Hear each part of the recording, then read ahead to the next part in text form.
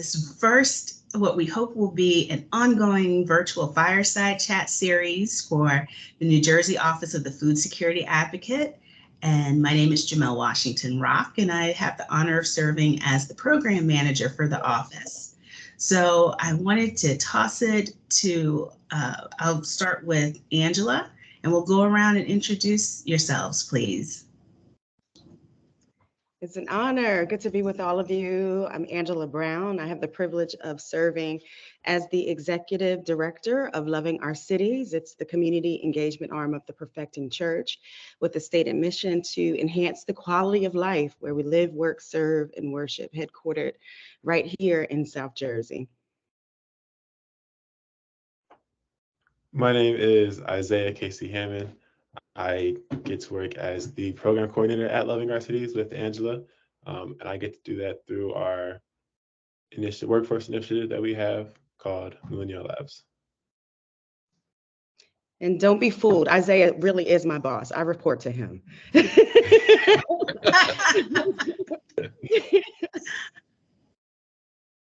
I'm Paul Jensen. I am the Chief Operating Officer for Trenton Area Soup Kitchen.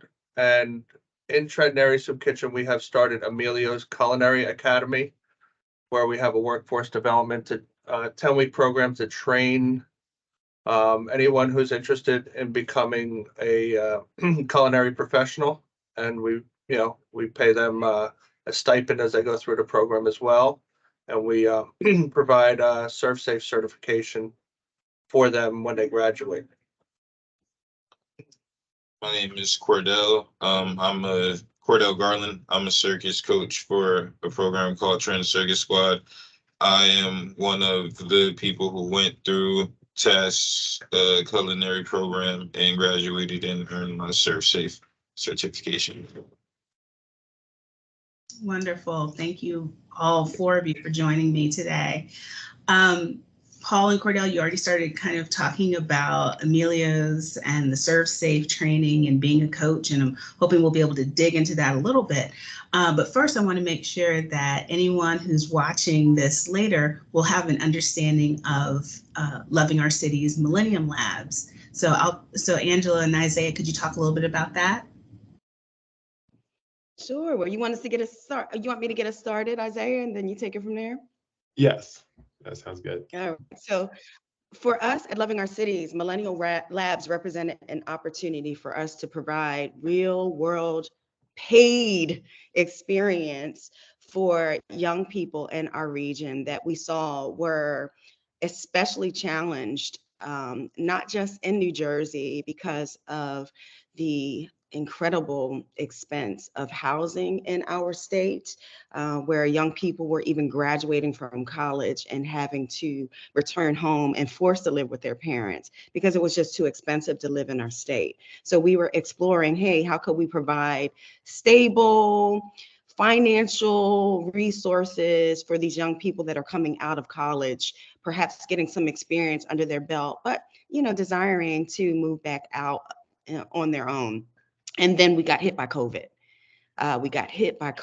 And research everywhere was demonstrated that it hit millennials hard, that demographic, and not only millennials, specifically historically marginalized communities within that millennial population. And so we really stopped talking about it and desired to pilot it during the pandemic, onboarded our first young person, providing them with a paid stipend to give them real world experience, but also some financial stability in a world that was struggling with a lot of instability, and also filled a real void for us on our staff at Loving Our Cities. And so Isaiah is now our second participant in the Millennial Lab program. Both of them went from having paid stipends and working for us temporarily, getting some experience while we matched them with some educational and job opportunities. And then we full-time hired one, and now Isaiah is a part-time member of our staff. And so it worked out very well for us so far. What do you think, Isaiah? Yeah, so it's been great for me. Coming to New Jersey, I moved here last year. I was really worried about being able to be in school, pay for school, and also worry about having experience that I can put on my resume for when I graduate, so that I can be able to move on and continue in my career. And being a part of Millennium Labs, I've been able to not only work and be paid, I've also been able to get experience that is going to help me further my career, and I can bring it with me anywhere that I go. And putting those two together has been tough for me to find. Like, I've been looking for different internships or like places that I could work at, and you would either be getting paid or you'd be getting somewhere where you can get a good work experience. But here I'm able to get both of those combined into one. And he's going to be my boss. He's completely taken my job.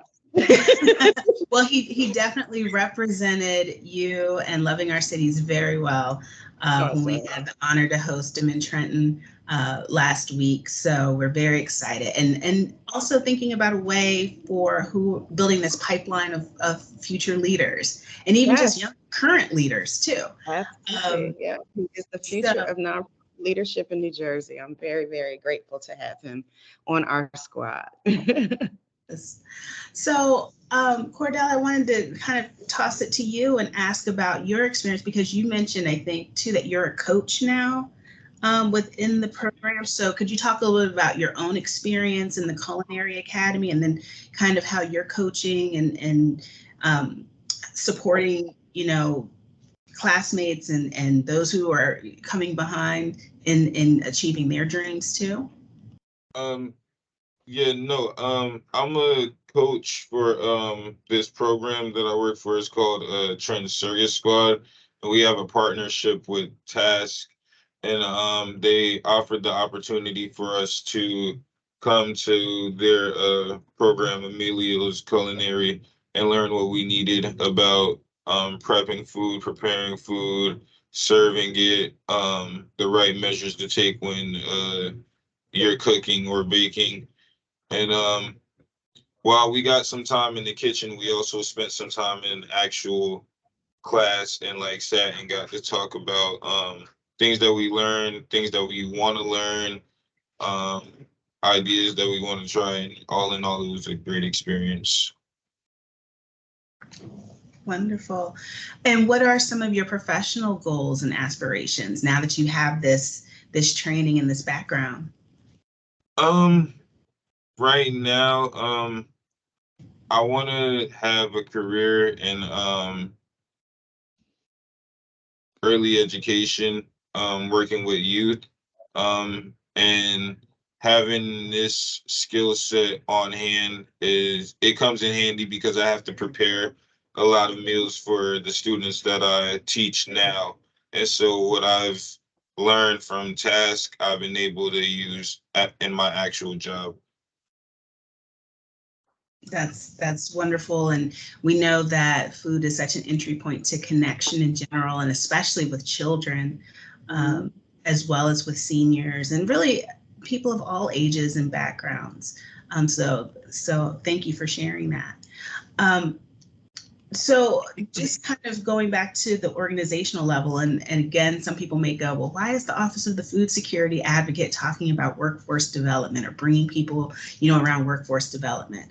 First of all, we reiterate this, but this may be the first time some folks have heard it from our office. Ending hunger has nothing to do with giving people food. And one of the things that was really awesome about learning more about your programs, that they're both paid. Also a chance to connect South Jersey with some folks further north, just to get this cross-learning going. So I wanted to ask you, Paul and Angela, what are some of the successes that you've seen in thinking about workforce development as part of your food security work? And what have been some of the, I'll say, challenges or things you're thinking about, especially as a lot of us are looking at the new year and what our visions are personally and professionally? Angela, you want to go first? I'm happy to. Okay. And so for me, I'm a student at Columbia School of Nursing, Columbia School of Social Work. And one thing that they drive home over and over and over again is association is not causation. Association is not causation.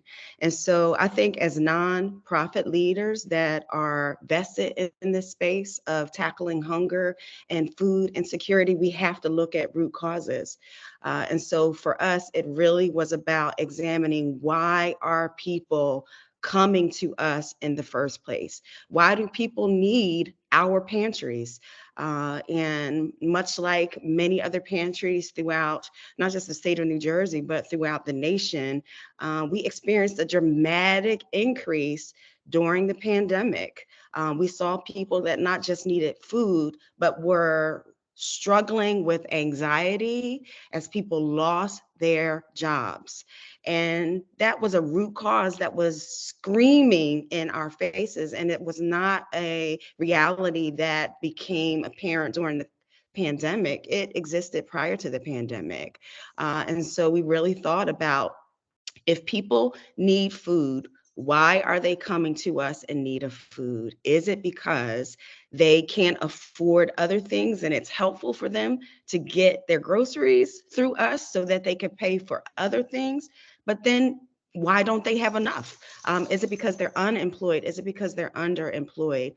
And that kind of compelled us to enter into this space, not just providing food for people, but then tackling the root cause of hunger. And what we examined from the people that we serve was, a lot of it had to do with employment instability. And so how can we also provide a job in addition to bagging up groceries for people to take home, deserving families in New Jersey that deserve equitable access, right, to the food that they need, but also employment. Excellent.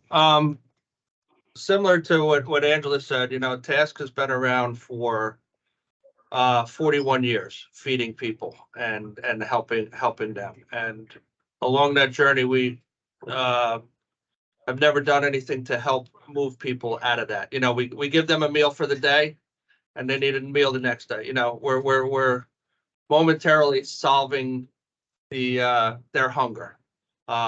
So with the Culinary Academy thoughts, we started putting this together pre-pandemic, and did our homework and who was doing it in the state of New Jersey. And there was a big void in the central New Jersey, between New Brunswick and Camden. Nobody was really doing culinary training for our populations. They were doing it for Mercer County College has a nice program, which is doing it for those that can afford there or get there. Nobody was looking at the population that we serve, whether it's reentry, homeless, coming out of drugs or alcohol, So that's what our target population is, which is this challenging population to work with. So we built the curriculum and everything, and then launched the program February 2020, our first class. And then a couple weeks later, we all know what happened. So we got into it, and we weren't going to let that stop us. It took us a 10-week program. I think took us 6 months the first time to get everybody through the curriculum. And and we started seeing, working with them, and giving them more than just culinary skills, giving them some life skills and soft skills to help them be successful in a culinary job, or if that didn't work out, a job in general. They still had basic skills to be able to hold the job and to be successful in providing for themselves or for their family, instead of just keep coming down to soup kitchens or pantries to get a meal temporarily. So that was, the goal of it is truly to make somebody what we call self-sufficient, and where they can help take care of themselves a little bit better than relying on us, whether it's a pantry, a soup kitchen, to take care of them. It's amazing. February 2020 is when we went live with Millennial Labs. Our first hire started in February 2020 as well. So I don't know what was up with February 2020. Yeah, we all had great ideas out of 2019. We did. And they appear to be divine, at least in our experience. I'm very grateful that, we went from talking about it to implementing some things, including one of our emergency pantries, which now serves as our hub All of that came together in February 2020, not knowing what was around the corner for us in March. So grateful that you responded as well. Hopeful to have some opportunities to explore your work in North Jersey. Cross those boundaries that We're divide central. We're South and central North. here. Oh, Central's a real thing, huh? Central Oh, Jersey's yeah. real. To I me, it believe is. it's been officially defined now. Yes. I'm glad it's now resolved. Maybe we resolved that in February 2020 as well. So, and I think too, as you're both, as you're all talking about, this opportunity around providing folks with supports to, even if we look at it from a strengths-based, asset-based, approach, that everyone has talents, everyone has gifts, everyone has skills, and maybe it's just simply supporting them in discovering or rediscovering what those are, and kind of reigniting whatever passion they have for their goals and their dreams for themselves and their family. Mark, so our executive director, Mark Dinglassen, and I had the privilege to be with some young people very recently. And one of them asked, well, how many people have you helped? And, our response was, we aren't helping anyone. It's more so people helping themselves, and it's not our place to take credit. It's not our place to tell their stories. And when we support work like that your organizations and others across the state and the country are doing, it normalizes it for all of us so that everyone benefits, right? We start to really impact the effect of stigma in this work. So I wanted to take a moment too and ask the two of you, if you had questions for each other. My goal was not to talk so much, but knowing that this is the first time that you may be learning about each other's work, I just wanted to ask if you had questions about each other's programs. Yeah, well, I'm always excited. And Isaiah, feel free to get in on this too. I love what remark you made, Jamel, that everybody has something to contribute. And my perspective is everybody has something to contribute right now. So often we wait until, right, there's some marker that we have in mind, but people have something to contribute right now. Isaiah absolutely has demonstrated that for us. Paul, and your colleague there, I would love to be able to explore your experience serving reentry clients. I can only imagine the challenges of mass incarceration and criminalization and the population that you serve, and sometimes the barrier of just having a record, what that represents to getting connected to employment, to housing, the ability to go back to school. So can you share a little bit about how you serve reentry population, but also providing them an opportunity, I guess, to center their agency? Like, how do you empower them, especially so that they're not experiencing someone just helping them, but allowing them to contribute in a substantive way? Yeah. Through the reentry, we looked at the restaurant business. It's a very, it's not forgiving, but it's a business where there's opportunity for people of all backgrounds. And if you did have something in your past that you made a mistake or something, usually the restaurant business was a good place where you could start out in the back of the house working, and traditionally you would be starting out at the lowest position possible. So through the training program, we're taking our students and we're giving them some skills so they don't have to come in at the bottom. They can come in a little bit, as a prep cook or maybe an entry level cook, where they're actually cooking. But as everybody knows, in all fields, we're constantly learning. So we're not setting you up and saying, okay, you're going to be the next Gordon Ramsay. We're saying we're going to get you to a spot where you can get in, get a job, be comfortable, know the lingo, know when somebody's asking you to cut something, a julienne or a brunoise, you understand what that is, and they don't have to explain it to you, but at the same time, you're still learning new skills that each restaurant or each chef can teach you, and giving them, you know, that skill set, as well as giving them the soft skills, life skills, to help them manage, you know, a work environment, which sometimes we've had a couple students come through that were incarcerated at 16, getting out at 30. Like, Wow. and, you know, we've been fortunate that they took advantage of programs while they were in there. So they had some education, but they didn't learn how to work with, you know, they never had a job where you're working with people, you know, and sometimes in the systems, gripes are handled differently than you can in a professional setting. So, you know, giving them that skill set, how to, you know, conflict resolution, you know, that, you know, just because we don't like each other doesn't mean we can't work next to each other. You know, stuff like that has been, you know, what we've been trying to empower them with, and you know, through, you know, time and effort in that life skill, soft skill area. And we kind of model that while we're working with them in our kitchen. We model that as well. We have people from all kinds of background who work here at Task, who have been at Task for many years. So, you know, they can see there's opportunities for you.